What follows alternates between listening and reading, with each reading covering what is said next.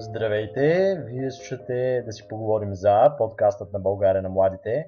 Моето име е Теодор, а днешната тема е реформите след COVID-кризата и гост ни е Цветомир Николов, съпредседател на България на младите. Здравей, Цецо! Здравей! Първият ни въпрос е: какви системни проблеми излязоха наяве в страната ни под въздействие на COVID-кризата? До сега не сме имали реално поводи за тестване на системата. COVID-кризата беше общо взето доста сериозно предизвикателство през всички системи в България и си пролича доста сериозно това, че ние не сме подготвени по много от темите. От години, от началото на демокрацията, още целият преход, ние си говорим за това, че имаме нужда от промяна на много от системите, реформи, обновяване и модернизация, и COVID-кризата затвърди това и показа, че всъщност отлагането на решенията на проблемите може да доведе и до загуба на реални човешки животи, както беше в случая. Основните неща, които откори тази COVID-криза, беше, че ние видяхме, че здравеопазването ни не е подготвено в много направления, като започнем от базата, кадрите, образованието, финансирането, осигуряването на адекватна апаратура. Също се видя, че това, че нашето образование си оставаше дълги години аналогово, докато на Запад видяхме как то комбинираше дигитализацията и общо взето нормалния начин на преподаване в зала, показва, че отлагането на всичките тези дигитализации и промени повлия много сериозно, защото ние изпаднахме в една патова ситуация и хаос, в които много трудно се ориентирахме и не успяхме много качествено да навлеземе и да решим тези проблеми.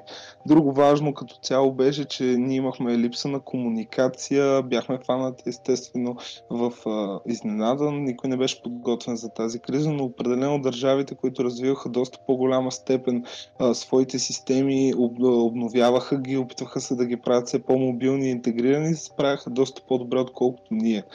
Ние имахме своите успехи определено в борбата с COVID. Правителството все пак имаше и добри решения, имаше и грешки, разбира се, но като цяло ситуацията успя да се овладее, обаче проблемът беше, че базата ни в много направления беше ниска и това затрудни изключително много властимащите. И сега основната тема, която ние трябва да разгледаме с следващото правителство и следващия парламент, е реално да видим кои реформи, как трябва да се осъществят, кои са основните казуси, които стоят пред нас и какви са решенията, за да може в бъдеще ние да имаме едни системи, които са доста по-подготвени и предоставят една доста по-добра услуга. Добре, нека започнем с здравеопазване. Кои са възможните конкретни решения на проблемите в тази област? Реално основните казуси, които здравеопазването представя, това са от една страна най-важното нещо, че на нас ни липсват кадри. Този проблем се появява в няколко направления. Първият е чисто демографската криза, която в България се разраства все повече и повече. Вторият фактор, който изключително много влияе, нивото на образованието в България, както средно, така и висше, и съответно възможността на много от младите хора да емигрират в чужбина и да следват там. И третият много важен казус, който се появява след завършването на съответното образование, са специализациите и възможностите за кариерно развитие в страната и съответно предпочитанията на някой да отидат в чужбина заради по-високото заплащане. От тази гледна точка ние трябва да насочим вниманието на решаването на тези казуси точно в тези направления. Ние трябва първоначално, може би, което трябва да е приоритетно пред следващия парламент, е да се намери начин за повишаване на заплащането, съответно на лекарите. Правителството много правилно се ориентира в COVID-кризата да предостави този бонус от 1000 лева на всички лекари на първа линия, но ние трябва да сме наясно, че като цяло в момента става въпрос за пулмолози и вирусолози, но естествено ние трябва да се насочим и към всяко едно медицинско направление, защото в бъдеще може да се окаже, че ще имаме нужда от различни кадри. И трябва повсеместно увеличаване на заплащането, което трябва да бъде финансирано от бюджета. И това е изключително важно. Ние трябва да се насочим, може би, дори към устойчив ръст на заплатите, подобно на това, което прави правителството с учителите. Друго изключително важно нещо, което трябва да наблегнем, както казахме, образованието. Трябва доста да се работи върху повишаването на квалификацията, начина на преподаване, да се вкарат дигитални дигитализация на системата, да може да се упражнява, да се намерят начини за по-добра специализация включително и да се направи много добър преход между средното и висшето образование, тъй като много често нашето средно образование на своя изход оставя кандидат-студенти, които не са достатъчно добри. И общо взето проблема, който преподавателите в най-често първи курс, първи семестър срещат, независимо от специалността, е, че те трябва да запълват дупки в средното образование, за да могат да преподадат своя материал и да го обяснят правилно. И третото, най-важно, което казахме и в началото, е това, че ние, за да имаме кадри, първо трябва да образуваме необходимия брой съответно кандидати и също така ние трябва да предоставим сериозна услуга на необходимото ниво и най-вече да можем да им предоставим адекватно кариерно развитие с адекватно заплащане. Едва когато имаме всички тези компоненти на едно място, ние можем да говорим за това, че имаме някакъв път към решаването на тази криза. Другия важен въпрос, който ние срещаме в здравеопазването, който си пролича в COVID-кризата, е, че ние имаме много проблеми с базата. Ние трябва да осигурим по-добри условия за труд, висококачествена апаратура, консумативи и много други неща. Това подобрение е от ключово значение, защото ще подобри работата на нашите медици. С тази важна стъпка обаче идва един много сериозен друг въпрос и това е въпроса за контрола върху разходването на средствата от страна на болничните заведения.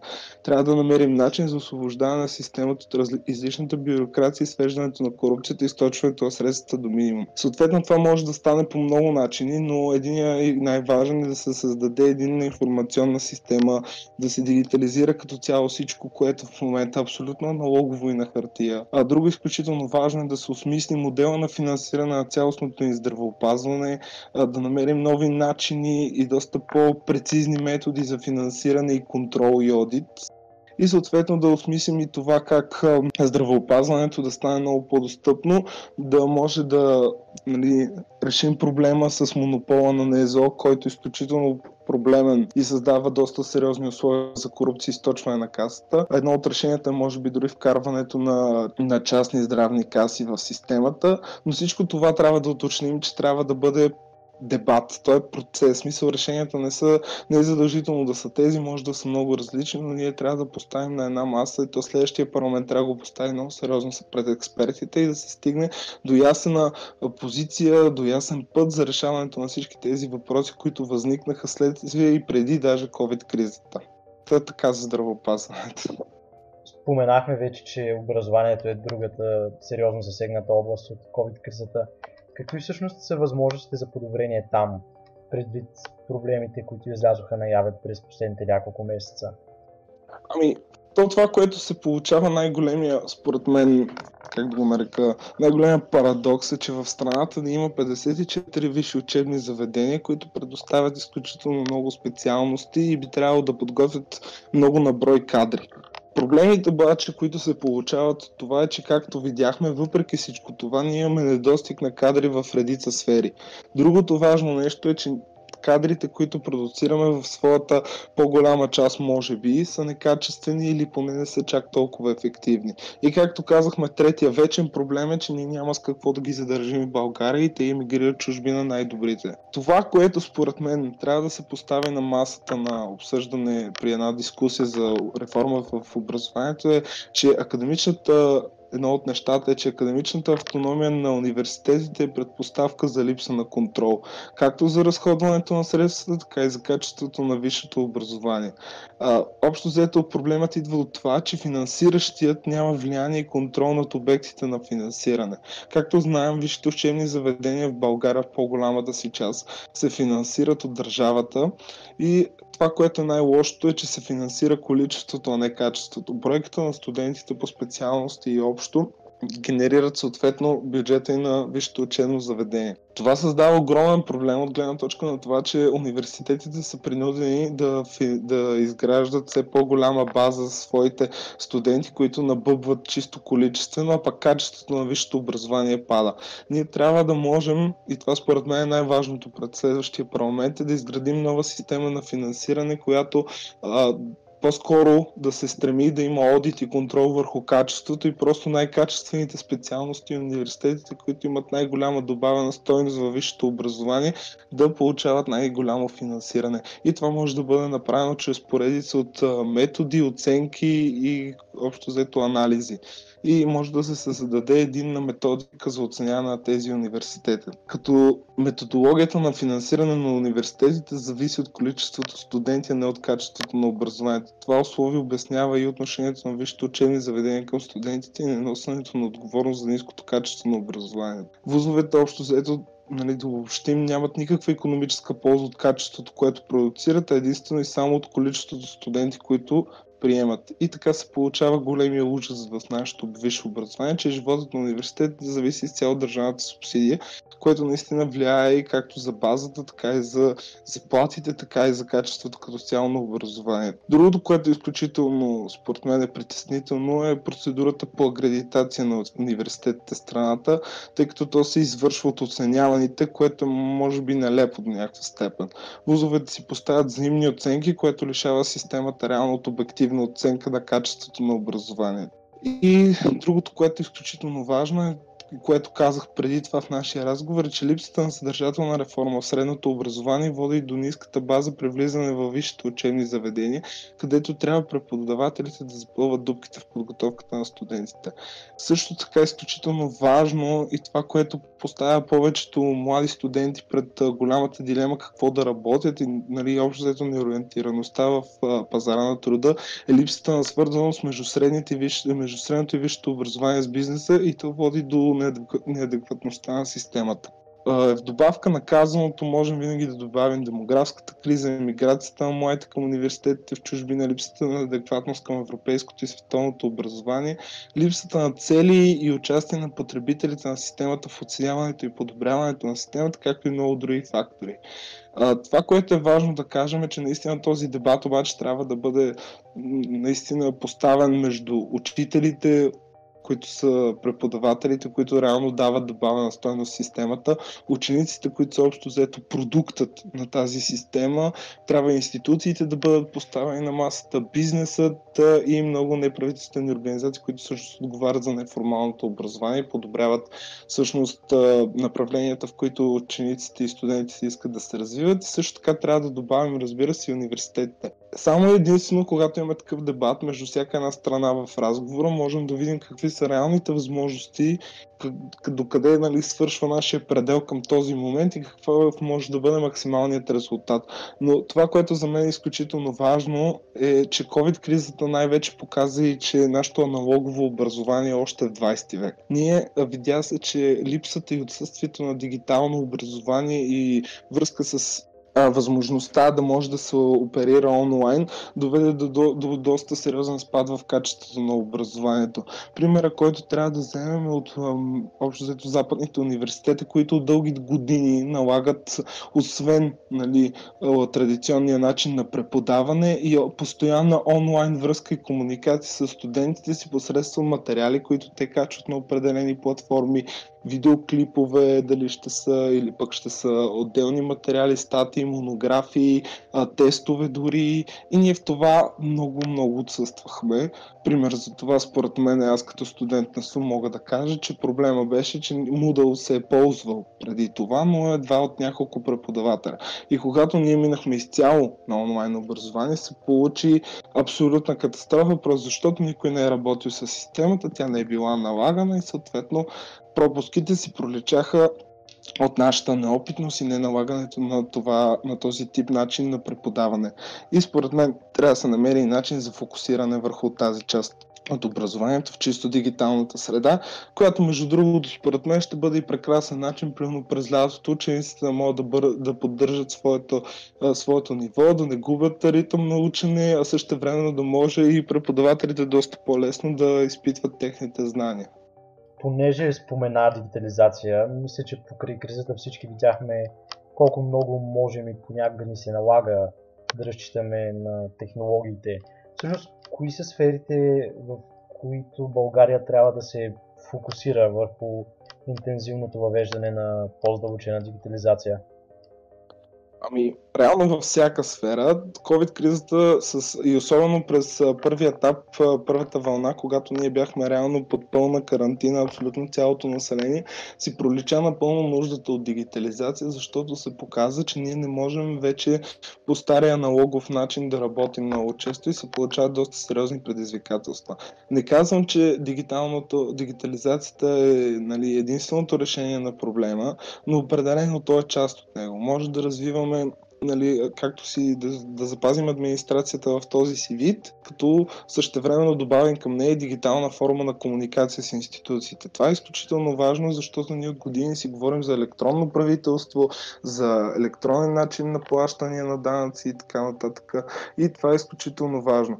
Може би това, което е най-важното, е, че ние трябва да създадем дигитална среда за всяка една институция. Примерно, както казах, здравеопазването ще е изключителна полза, ако имаме единна система информационна между лекарите и пациентите и имаме единна система, която успява да подобри комуникацията и общо взето спести на личните лекари, като цяло на медиците, цялата тази бюрокрация, която създава нашата система. Същото, както казахме, вържи за образованието, но така и за всяка една сфера. Дори Беско говорят за това, че за тях електронното правителство, дигитализацията на определени услуги, контролът са изключително важни, защото те ще позволят по-добри инвестиции, ще позволят бизнеса да може много по-лесно да стартира, да се развива.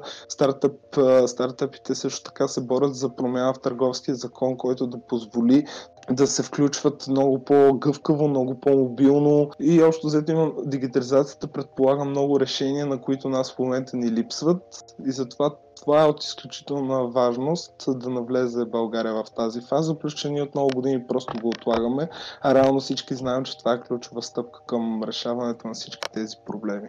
Финален въпрос. Защо всъщност всички тези промени, които ти описа, се бавят? Всъщност има няколко причини, поради което всичко това се бави. От една страна имаме няколко фактора, които влияят на това. Първият е чисто експертният, вторият реално е чисто политическият и третата фаза е вече от към субектите на системата и нежеланието им от промяна, реално нуждата от статукво. Нека започнем поред. Първото и най-важното нещо, което пречи на нашите реформи е много често липсата на експертност. Ние нямаме достатъчно кадри, които да могат да направят обективен анализ на системата и същевременно да са във връзка с политическата власт и да могат да осигурят натиск за осъществяването на една или друга реформа. Както виждахме, допреди COVID-кризата, реално тия промени бяха важни, но не бяха задължителни. Докато по време на пандемията се видя, че това нещо може да отнема живот и реално се създаде доста сериозен хаос и стрес в системите, точно поради нерешаването на тези проблеми. Политическата власт отлагаше с години нуждата от реформи, просто защото те не са удобни политически.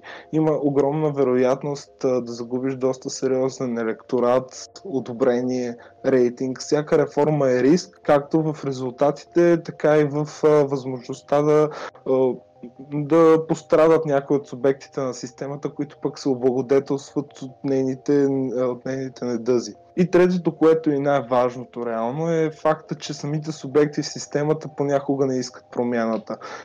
Промяната може да повлияе върху общо взето техното ежедневие, върху техния начин на работа. Те вече са свикнали с недъзите на тази система, възприели са ги като нещо нормално и това, което е най-лошо, че някои от тях дори се възползват от тези недъзи, за да придобиват лични облаги и не само. Всичките тези три фактора влияят за нуждата влияят за това, че политическата власт не иска да наложи реформите. Реформа се превърна в клише с времето и си остана в пространството. Просто ние приехме, че просто някакви конкретни индивидуални мерки могат да бъдат приети за реформи, без да има нужда да променяме цялата структура. Наистина, всяка реформа със себе си носи конкретен риск. Това трябва да бъде ясно. Но вече трябва да поставим въпроса дали запазването на системата в този вид носи повече риск или възможността за промяната. И това, което е най-важното е, че дори да не се стигне до там да правим реформи, ние трябва да започнем някакъв разговор по темата, тъй като съм убеден, че в разговора ще се роди истината за това, че ние наистина имаме жизненно важна промяна. Дори да започнем с малки стъпки, е важно да се насочим към това да променяме системите, защото те са дълбоко устарели като разбирания, имат изключително много недъзи, с които всеки един български гражданин ежедневно се среща, и за да можем да се развиваме в правилната посока, както и правителството, както и хората, както всички политически сили искат към една по-стабилна и по-здрава, ако искате, икономически, от към социални услуги, от към всяка една гледна точка, ние се нуждаем от конкретни реформи и промени. И това е просто незаобиколимо. И ние трябва да направим наистина много важен дебат по темата в следващите години, да си изградим една ясна визия за това каква България искаме за в бъдеще. Благодаря ти, Цесо, за това интервю. Ако епизодът ви е харесал и искате да видите и чуете още от България на младите, можете да ни откриете на нашия сайт bulgarianamladite.com или да ни последвате във Facebook, LinkedIn, Instagram, а вече и в Spotify и YouTube.